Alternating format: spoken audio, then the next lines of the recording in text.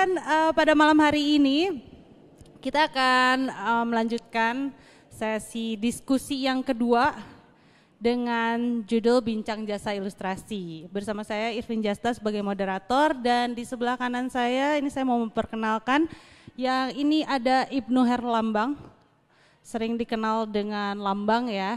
Dan yang ini favorit saya, ini idola saya nih, Mufti Priyanka yang dikenal sebagai Ameng Coy ya. Kemarin sempat viral juga ada yang mural pakai kata-kata yang dibuat ya. Oh, yang mana ya? Yang itulah pokoknya ya. Itu sempat viral juga. Jadi fenomena juga itu ya, karena awas ditangkap kan. Betul. Hati-hati, ini mungkin lagi deg-degan ya Doi ya. Deg-degan. Baik, nah mungkin teman-teman di sini semua udah tahu ya kedua ilustrator ini, mereka menghasilkan banyak sekali karyanya baik di sini maupun di luar ya. Dan kita akan bedah hari ini apa aja pertanyaan-pertanyaan yang mungkin banyak ditanyakan oleh teman-teman ilustrator lainnya nih ya. Baik, kita punya pertanyaan nih ya untuk Lambang dan Ameng. Jadi gimana sih sebetulnya posisi ilustrasi hari ini dan dalam konteksnya tuh di subculture anak muda terutama ya. Atau mungkin bisa dikasih tahu juga mungkin ilustrasi ini kebutuhannya seperti apa sih mungkin di barudak, di scene dan juga di bisnis anak-anak muda terutama. Silakan, siapa dulu nih? Ameng dulu deh ya. Sebagai, saya lupa mengenalkan Ameng ini sebagai akademisi dan juga ilustrator. Ya, silakan. Ya, selamat malam teman-teman Blood semuanya dan yang sudah mengikuti sesi yang kedua ini. Merespon dari pertanyaan tadi. Perihal perkembangannya ilustrasi pada saat ini kalau menurut saya gitu di mata saya sedang asik-asiknya kayaknya Irvin. Apa ya, bisa dikatakan dia punya potensi lebih, jadi bukan hanya menekuni hobinya aja gitu ya, menekuni tentang tekniknya, bagaimana menggambarnya gitu, tapi ada banyak potensi lain yang sifatnya bisa mendevelop kebutuhan misalkan skena misalkan gitu ya. Nah kita bicara skena adalah di sini berhubungan juga dengan wilayah industri sih gitu. Jadi di sini potensinya mungkin kalau dulu-dulu nggak terlalu banyak terbuka lah gitu tentang hasanah ataupun knowledge yang sifatnya setelah kita menggambar atau berkarya itu kita harus kemana lagi sih gitu. Nah sekarang banyak wadah-wadah ataupun distribusian yang sifatnya berhubungan dengan industri yang disokong oleh skena misalkan gitu. Nah perkembangan di situ juga membuka kemungkinan juga ya. Selama ini mungkin kalau di era saya untuk kasarnya teman-teman yang minat dengan kesenian gitu termasuk visual itu kan masih bisa dikatakan masuk seni rupa tuh sesuatu hal yang haram gitu. Karena mungkin nggak ada future-nya lah kalau di mata masyarakat atau orang tua kita gitu. Tapi kan kalau sekarang kan dengan adanya perkembangan si lini ilustrasi itu menjadi bagian penting misalkan dari bagian industri itu sendiri, menariknya di situ sih. Jadi teman-teman yang udah mau gitu ya belajar dan bereksperimen pasti banyak peluang-peluang yang enggak dialamin sama saya waktu dulu sih gitu. Sekarang tuh teman-teman sekarang tuh udah keren-keren sih, apalagi karyanya udah keren-keren, terus peluangnya juga banyak, kesempatannya oke gitu. Nah itu sih gitu. Sebetulnya perkembangannya oke gitu. Terus apalagi ya tadi tentang udah sih cukup. Udah ya, tapi cukup ya? Benar juga sih tadi kalau misalnya di era waktu kita gitu ya memang kita yang muda ini emang dulu masuk seni rupa atau DKV itu kayak a big no gitu ya, kata orang tua ini mau kemana sih, mau jadi apa sih gitu ya. Dan kalau dilihat ini ada survei juga sih sekitaran tahun 2018 sampai sekarang ini ternyata yang diminati itu adalah jurusan DKV, seni rupa dan Iya, betul. Ya itu juga membuktikan bahwa atensi generasi sekarang udah mulai terbuka ya. Jadi sekolah seni rupa itu sekarang udah nggak aneh juga gitu. Peminatnya udah banyak, terus apa namanya, kurikulumnya diperbagus lagi gitu ya. Sekaligus mungkin sekarang fasilitas-fasilitas di sekolah-sekolah seni udah nggak kayak zaman-zaman kita masih yang benar. istilahnya apa ya, masih ala kadarnya lah gitu ya. Itu juga salah satu penopang perkembangan si apa namanya hasanah ilustrasi juga di kita gitu. Termasuk di Indonesia kalau menurut saya itu perkembangannya cukup membaik gitu. Oke, terima kasih dan kita lanjut nih ke Lambang. Gimana Bang tanggapannya? Ya kalau saya mah nyambung dari Kang Ameng sama Bu Irvin gitu. Emang dulu juga saya sempat di... Tunggu, teteh. Oke, kakak. Kakak. Sempatnya nyambung dari katanya Kak Irvin sama Kak Ameng. Dulu juga saya sempat dipandang skeptis gitu ya sama orang tua tentang mau apa kamu kalau misalkan masuk ilustrasi seni rupa gitu kan. Tapi akhirnya saya jalanin aja. Ternyata bisa menghidupi saya sampai sekarang dengan kerjaan yang sekarang kan. Terus untuk kebutuhan ilustrasi sekarang juga untuk tools sudah dimudahkan. Yes. Selain harus manual atau digital kan banyak produk yang sangat mendukung untuk mempermudah membuat ilustrasi. Referensi juga udah sangat membantu dengan luasnya internet. Terus untuk di bisnis anak-anak sangat membantu. Soalnya saya lebih memilih besar di komunitas untuk mengambil kerjaan dari anak-anak. Selain lebih mudah komunikasi, untuk sharing tentang apa yang mereka pesan untuk kita eksekusi juga lebih gampang gitu. Dan tanggung jawabnya lebih jalan bersama.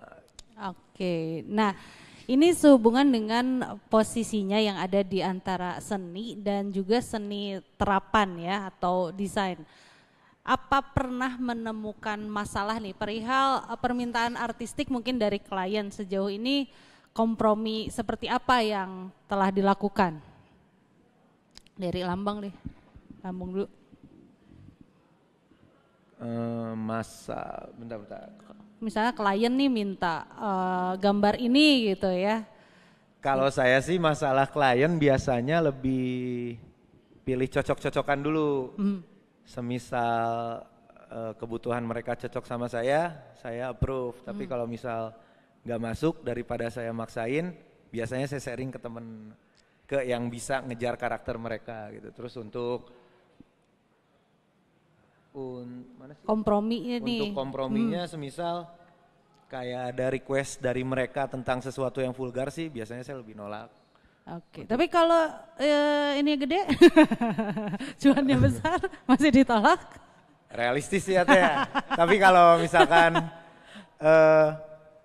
nggak masuk sama karakternya sih saya lebih baik nggak gitu. Daripada maksain sayanya nggak puas. Jadi nggak maksain ya. Kliennya nggak puas mending ya udah jangan.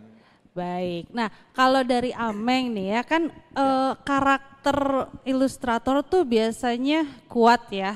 Nah apalagi dari Ameng tuh orang kalau misalnya lihat nih, oh ini Ameng coy nih atau gimana.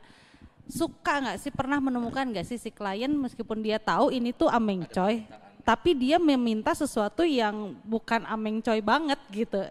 Itu gimana? Baru kemarin. Baru kemarin sempat. Ya. Baru diceritain tadi kan. Oh beda lagi.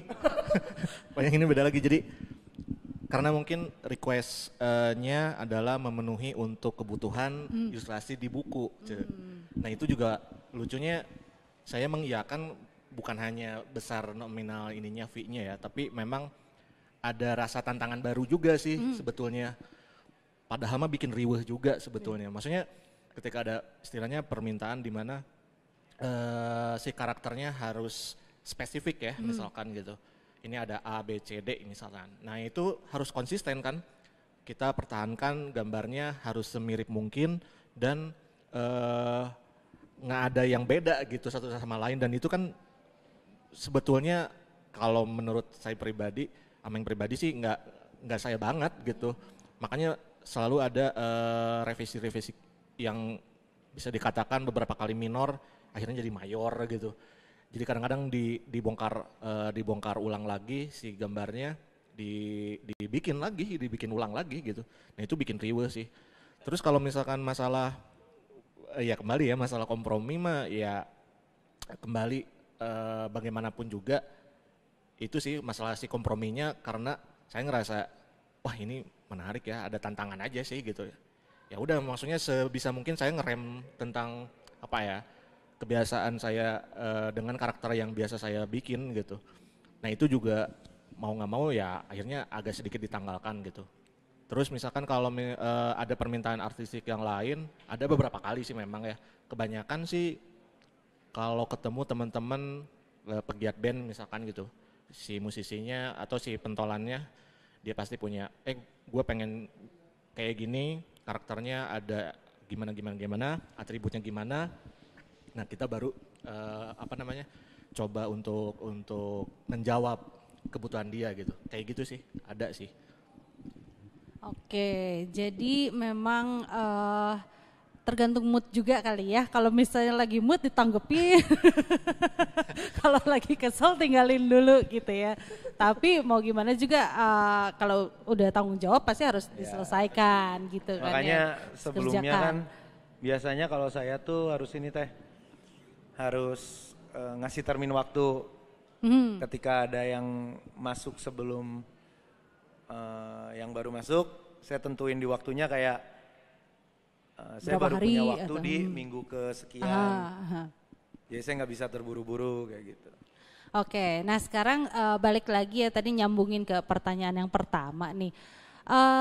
Karena kan sekarang tahun lalu nih saya tahu nih teman-teman ilustrator tuh banyak sekali yang terdampak PPKM karena clothing atau klien-klien dari luar terutama itu banyak yang cancel project nih ya.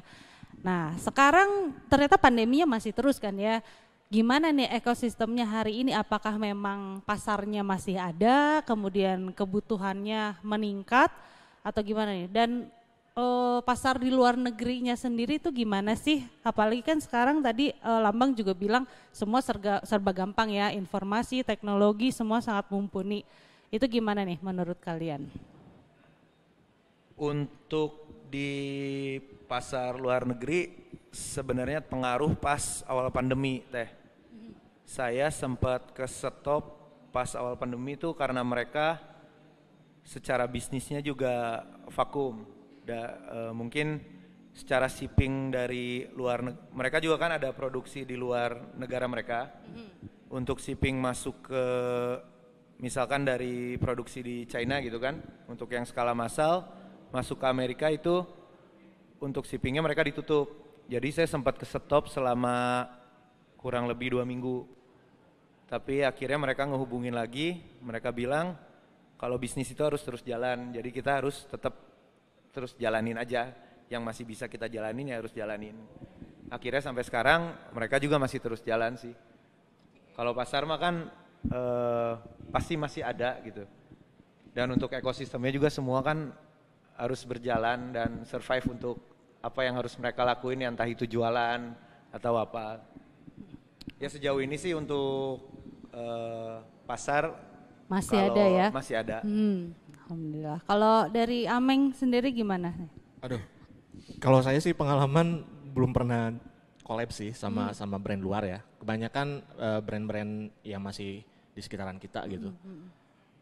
Yang jelas kalau impact si ekosistemnya memang kerasa banget, benar kata Lambang. Jadi pas pandemik udah melanda gitu di Indonesia, itu juga berpengaruh banget gitu terhadap bisnisnya sih ya. Kalau kita bicara bisnisnya itu emang kerasa banget. Dan tahun kemarin tuh hampir sama sekali ya saya nggak ada job yang misalkan ada yang ngajakin ngundang commission gitu, itu nggak ada banget. Justru baru tahun sekarang sih sebetulnya ada beberapa yang ngajuin, tapi ya ada yang deal ada yang enggak gitu kayak gitu. Jadi emang kerasa banget sih ekosistemnya agak tersendat-sendat di kala pandemik kayak gini sih. Ya, ya berarti itu tadi berhubungan juga dengan kayak karakter ilustrasinya ya, karena kan kalau dari Ameng kan Oh kalau iya, kita lihat kan memang Indonesia sekali gitu kan, kadang-kadang betul. ada Balik lagi ke ke situ sih. daerah seperti Iya, itu kan ya. Jadi benar, benar. memang kalau permasalahannya itu ya, kalau pandemi ya iya semua memang terdampak ya, seperti itu. Nah, tapi dengan sekarang nih ya, tadi sudah dibahas juga teknologi dan informasi ini apalagi sekarang semua serba mudah ya. Seperti yang dilihat dari para peserta yang mengikuti kontes ini juga banyak sekali yang menggunakan media digital terutama ya.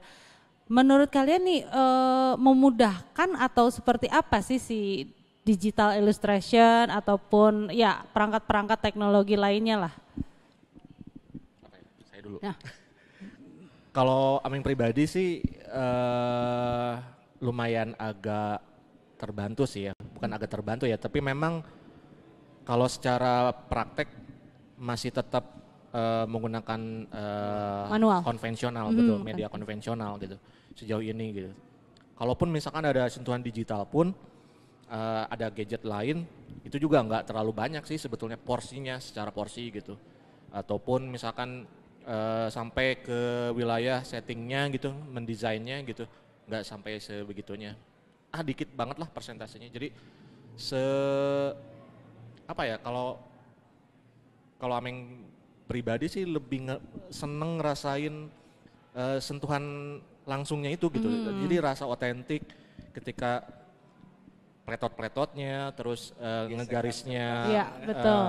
apa namanya, Tidak bisa goresan di-undo ya, ya, goresan tidak bisa kertas dihapus. dengan kuasnya, terus lelehan si tintanya gitu, terus ada apa namanya, ada efek transparansinya. Nah itu tuh sesuatu hal yang sangat magical gitu ya, kalau menurut saya pribadi ya. Padahal mah kadang-kadang kan suka kesel gitu, ini teh lama pisan gitu keringnya gitu. Betul. Tapi seneng gitu ketika akhirnya pas udah kering, Puas ya, ada puas kepuasan gitu. tersendiri. Asik juga gitu, beda aja gitu ketika kalau misalkan kalau di digital kan kita mah langsung instan ya. Pengen karakternya gimana, visualnya kayak gimana, mau pakai tekstur apa, goresan si kuasnya seperti apa, mau pakai tinta, mau apa gitu, itu semua pasti ada gitu. Enak, tinggal pilih-pilih aja gitu. Kita mix aja atau bisa kombinasi kayak gitu bisa. Nah kalau ini kan effort sih gitu. Kalau yang saya lakuin itu masalah effortnya yang memang kalau menurut saya pribadi sih itu sesuatu hal yang menyenangkan dan apa ya, di luar ekspektasi sih kadang-kadang itu sih. Oke, nah kalau dari Lambang nih ya, mungkin Lambang karena banyak juga mengerjakan digital illustration ya, dan seperti teman-teman yang mengikuti kontes ini juga mereka banyak yang menggunakan mewarnai, ada di handphone ya, ada di tablet, iPad, dan bahkan yang manual juga ada konvensional. Nah, tapi sebelumnya kita umumin sekali lagi para pemenang, kita akan mengumumkan. Ini tadi banyak banget nih yang nanya nih siapa nih, mungkin banyak yang baru bergabung ya. Kita akan mengumumkan sekali lagi, selamat kepada Hartanto Utomo ya. Dia memenangkan 10 juta rupiah, itu kategori juara umum ya, kategori juara umum. Kemudian untuk kategori favorit, kategori pelajar itu ada Pina Agustin. Pina, kamu nonton? Dadah ya. Pina Agustin, selamat, kamu mendapatkan 4 juta rupiah ya. Kemudian ada kategori favorit juri itu Dery Frima Apriandi. Ya, jadi tadi yang nanya-nanya boleh nih dicek, nanti mereka akan di DM atau kamu mungkin nonton juga, selamat kita ucapkan sekali lagi Hartanto, Pina dan juga Dery ya, selamat. Oke, sekarang Lambang nih, Lambang gimana? Pertanyaan yang sambung yang tadi ya berarti ya. Kalau saya berarti berbalik sama Kang Ameng, soalnya ya sehari-hari juga saya pengerjaan secara digital. Selain mempercepat untuk ngejar deadline, dan untuk masalah warna juga kan ketika salah tuh lebih enak untuk gantinya. Iya. Tapi balik lagi benar kata Kang Ameng, kadang tuh kangen buat ngerasain secara manual gitu, yang ngerasain gesekan antara drawing pen, kuas, pensil dengan kertas gitu. Tapi ya balik lagi untuk waktunya tuh kadang moodnya belum dapat atau mau bikin apa nih gitu. Ketika baru bikin sketsa kadang nggak puas ganti lagi, nggak puas ganti lagi. Jadi kadang dari kita nih bertiga pasti kan dulu hobi apa menggambar ya. Tapi sekarang kalau saya udah nggak jadi hobi sih. Kalau kamu gimana? Anda gimana? Apakah masih menjadi hobi atau sudah tidak? Kamu gimana? Bukan hobi teh. Kebutuhan ya? Bakatku butuh. Bakatku butuh. Kebutuhan untuk tagihan mungkin. Benar-benar. Kalau Ameng gimana nih? Masih hobi atau Kayaknya gimana? itu mah sampai akhir hayat lah. Hobi ya. Passion Passion. Kalau disebut apa namanya? Kalau disebut hobi ya karena udah gemar aja ya kali ya. Jadi kalau saya mah ngegambar bukan hanya karena pekerjaannya atau besoknya mau pameran gitu, nggak usah gitu. Kalau Karena misalkan emang ada terbesit, senang ya. ada ide gitu, Inspirasi langsung, gitu, nggak yang karena klien gitu dikejar-kejar deadline, nggak. Masih ada meluangkan hal itu karena bagi saya ada ruang berpikir bagaimana kita merespon apa yang kita hadapi sehari-hari misalkan gitu. Ketika kita melihat fenomena gitu. Yang ada di sekeliling kita, ya sosial gitu, terus interaksi, gitu, berita-berita apa macam-macam gitu, influence, referensi gitu. Itu kan bukan hanya karena butuh ininya aja gitu. Kalau saya masih ada itu sih ruang bagaimana menyampaikan. Iya betul. Jadi itu maksudnya menggambar atau berkarya itu merupakan sarana untuk mengekspresikan dari suara kita sih, aspirasi kita gitu. Masih ada ruang itu sih. Oke, berarti kita harus sering-sering bergaul sama Ameng ya, supaya kita bisa menggali lagi passion. Jadi biar tahu yang harus dilakuin. Sebetulnya bukan masalah beda sih, tapi karena apa ya itu kebiasaan aja ya. Karena mungkin kalau kalian udah nyamannya di situ ya nggak apa-apa juga gitu, nggak usah harus mirip saya juga. Enggak, tapi ngelihat dia tuh kayak vibes-nya tuh kalem, tenang yang memang itu. Kalau kita kan rusuh terus gitu bawaannya. Sebetulnya rusuh saya rusuh juga. Ya, oh gitu. Cuman tapi nggak kelihatan ya. Gak cuman teh kan kalau kita mah lebih ke seneng di custom culture mungkin. Kalau mungkin Kang Ameng kan lebih meluangkannya dengan mengkritik gitu kan. Betul. Ya, itu juga apa ya semacam nggak disetting gitu bang gitu. Kayak jadi, keluar gitu ya langsung gitu. Atau misalkan pergaulan gitu, enggak juga. Ya, ingin menyampaikan aja Kang ya. Mungkin ya ada rasa gelisah mungkin ya. Ada rasa yang apa ya gitu, kayak pengen marah gitu tapi ya udahlah ini ada medianya betul, gitu. Betul. Ya kadang-kadang begitu ya, ingin berteriak tapi bukan orang seperti itu. Jadi dituangkan dengan karya. Awalnya juga sih. memang karakter-karakter saya memang awalnya enggak kayak gitu ya. Jadi kebanyakan lebih ke realitas sosial yang sifatnya keseharian banget gitu. Kalau yang sekarang-sekarang lebih kerasa banget kritik sosial justru. Ya, menyentil ya Kang. Ya. Nggak tahu itu mah jadi apa ya, jadi kayak kedorong aja, maksudnya ini aja gitu, mengalir begitu gitu. Aja. Oke, baik, terima kasih. Nah kita coba kita tanggepin dulu nih teman-teman yang sudah menonton live-nya. Ini ada yang tanya, peserta nggak dapat reward juga katanya, apa katanya, diskon kemarin. Dan nanti para peserta pemenang ya, maksud saya nanti akan diumumkan juga ya di Instagramnya Bloods Official. Jadi ditunggu aja teman-teman setelah ini. Dan ada pertanyaan terakhir nih ya.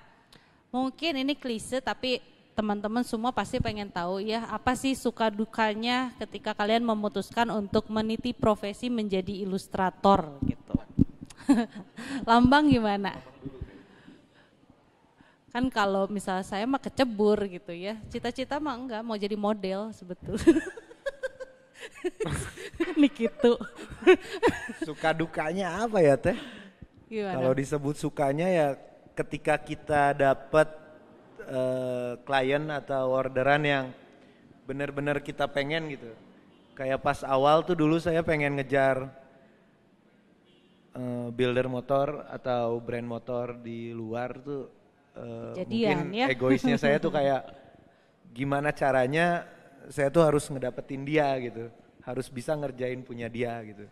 Terus itu akhirnya saya dikejar terus, saya kejar terus sampai akhirnya komunikasi terus sampai sekarang, dan itu suatu suka aja buat saya gitu. Kalau dukanya tuh mungkin ya kayak klien yang hit and run. Saya sih menghindari yang kayak gitu ya, kayak mereka order tapi dengan pertanyaan gak jelas, daripada saya tanggepin nanti capek di saya, atau saya udah bikin ini itu tapi mereka nggak tahu kemana, lebih baik saya pastiin dulu sih. Terus untuk menghindari itu biasanya saya lebih kayak, oke, kalau kamu mau dealing kerja sama saya, gimana kalau kita bikin sistem down payment dulu gitu. Kalau saya sih lebih kayak gitu. Oke, dari Ameng gimana nih?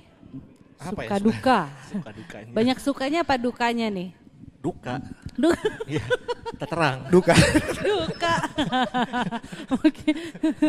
Teman-teman yang di luar kota kalau mau tahu duka tuh nggak tahu ya. Kalau di Sunda mah terang. Gimana? Seingat saya mah banyak dukanya, Vin. Maksudnya awal-awal ya mungkin. Jadi selepas baru lulus kuliah tuh emang benar-benar blank banget gitu. Aku teh mau kemana ya ini teh gitu. Mau jadi seniman, mau jadi desainer, mau apa gitu. Nggak jelas aja gitu. Ya udah eksperimen, sama juga eksperimen bagaimana mencari kemungkinan yang cocok gitu ya, si passion kita gitu. Nah itu juga ya mengalami gitu ya. Maksudnya ya ketemu klien yang cap thank you hungkul gitu kan. Terus ya dibayarnya juga rendah gitu. Terus kadang-kadang ya awal-awal mah ya ikut-ikut sama siapa dulu, terus dibagi CV-nya dibagi kecil banget, udah seneng gitu. Ya pengalaman praktek mah di lapangan memang itu lebih getir ya, nggak tahu apalagi zaman saya mah, aduh ya begitulah gitu. Tapi kalau senengnya sih sebetulnya satu sih, ketika apresiasi teman-teman gitu ya, atau publik gitu, publik udah mulai notice karya kita gitu. Apalagi misalkan ada banyak demand gitu, itu lebih seneng banget gitu. Ya kalau fee-nya segimana mah kadang-kadang juga kalau kitanya udah seneng mah, ya fee mah bisa menyesuaikan gitu. Kadang-kadang mungkin bisa jadi nomor berapa gitu. Tapi bagaimana kita bisa menyajikan untuk kebutuhan itu sih sebetulnya. Ketika misalkan kitanya udah seneng nih gitu sama si apresiator atau si klien gitu. Gitu mungkin ya. Ya, saya juga nyambung benar kata Kang Ameng. Benar. Kalau fee mah nggak seberapa ketika kita tuh puas ngelakuin apa yang kita mau, terus dari merekanya seneng, terus emang mereka tuh target yang pengen kita kerjain juga. Benar kayak gitu. Nggak masalah sih untuk fee gitu, kepuasan buat kitanya juga udah cukup ngebayar semuanya gitu. Oke nih, mungkin ada terakhir bukan pertanyaan, mungkin lebih ke pesan-pesan lah kepada teman-teman ilustrator di luar sana, karena kan sekarang banyak sekali bermunculan ya teman-teman yang lain yang baru memulai. Mungkin ada pesan-pesan buat teman-teman yang lain supaya mereka lebih makin semangat menjalani profesi ini. Dari Ameng? Yang pertama mungkin jangan cepat lelah aja gitu ya.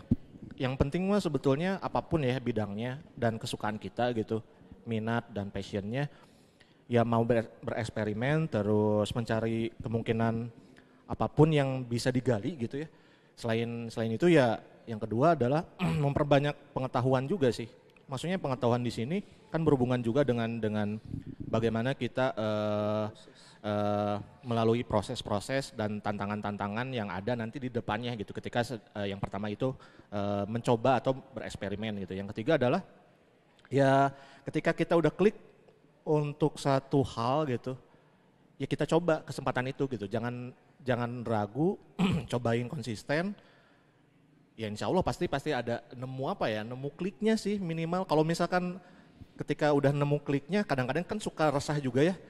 pengen nyobain gaya yang lain misalkan atau eksperimen lagi, nggak apa-apa. Dan itu mah proses selalu pasti seperti itu ya. Jadi kadang-kadang kita nyobain si A, prosesnya kayak gimana, hasilnya gimana, kadang-kadang nggak puas, cobain yang C misalkan kayak gitu itu udah pasti sih. Yang penting kita konsisten, seneng, fun, lakuin aja yang kalian suka, pasti ketemu kliknya. Oke, lanjut dari Lambang, pesan-pesan. Terus latihan aja teh, nggak apa-apa banyak referensi, banyak ngikutin dulu misalkan ilustrator idola mereka gitu. Karena dari situ nanti kan mereka juga nemuin karakter yang mau mereka tentuin gitu dengan apa yang terus mereka lakuin. Kalau yang saya lakuin sih setiap hari ya pasti terus aja ngeluwesin tangan gitu. Nanti juga sisanya ngikutin. Oke, dan mungkin ada lagi satu lagi, kalau usia kalian masih muda ya, hindari bekerja di atas jam 10 malam ya. Saya masih muda tuh. Oh, muda ya? Muda. Karena nanti 10 tahun ke depan cangkeng. Cangkeng benang. Cangkeng ya. Dan Jadi tonggong. lebih baik bangun sepagi mungkin, kerjakan ya daripada tidur sesubuh mungkin. Oke? Ya, dan kalau gitu pertanyaannya sudah habis semuanya dan teman-teman juga banyak sekali tadi yang sudah menonton live Instagramnya dan kita umumin sekali lagi pemenangnya itu adalah kategori umum Hartanto Utomo, kemudian kategori pelajar ada Pina Agustin dan kategori favorit juri itu Dery Frima Apriandi. Sekali lagi para pemenang nanti akan di DM dari akun Bloods Clot Official. Terima kasih untuk semua peserta yang sudah mengikuti. Nantikan kegiatan Coloring Battle Visual Strike selanjutnya ya, nanti akan ada info-infonya juga. Terima kasih Lambang dan juga Sama-sama Ameng Irvin. untuk diskusinya kasih. malam hari Juga ini dan dan teman-teman. juga teman-teman yang sudah menonton. Terima kasih. Saya Irvin Jasta, kita pamit. Dadah. Dah.